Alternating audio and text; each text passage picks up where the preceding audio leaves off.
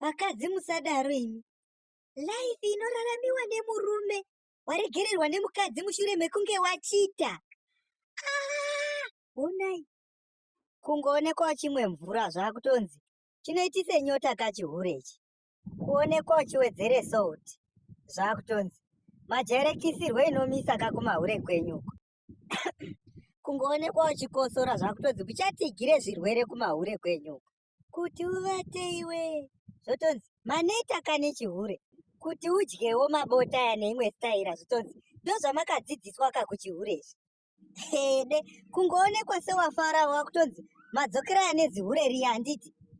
Kungobate foni zvakutonzi ari kutiko mazihure enyaya. Kungorara wakapfeke boxer kana pendi zvakutonzi yakuvharirwa ka asi ane maronda kana. Regerai vakomana, regerai. Vanhukadzi musazonyanya. Paya varume anenge atopfidza paya. Nai vakomana. Continue. Mamhepo, madhimoni, munyama, chii? Ndatotumwe zvakanaka naRendroad kuti ndotenge mazai pashopu pendiri kubva. Ndatifambe ndadarike pana Tudzapo. Mbwa kwakubuda dziri bara. Kwakundimhanyisa. Ndichimbozame kudai. Kreti rese baba rangoti pwa kudona. Zvakaoma. Zvakaoma izvi ndoza mopinde muteleti. Ndiri kunzwa kuti mune munhu.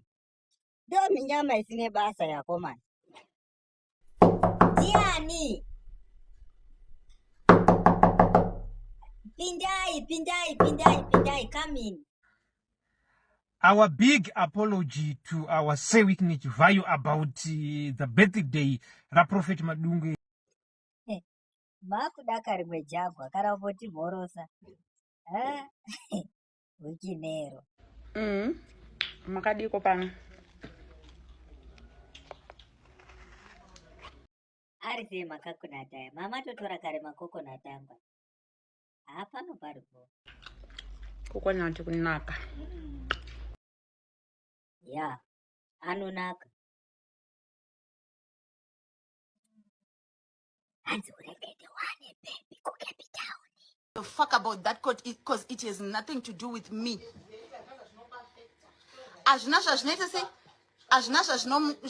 affecta, it has nothing to do with me. Anofana kuzviwandisa ndisazviziva. Mabanditi, muri kuzvinzwa here? I think ndofana tongokuimba imese already kuti nyaya dzacho dzipere.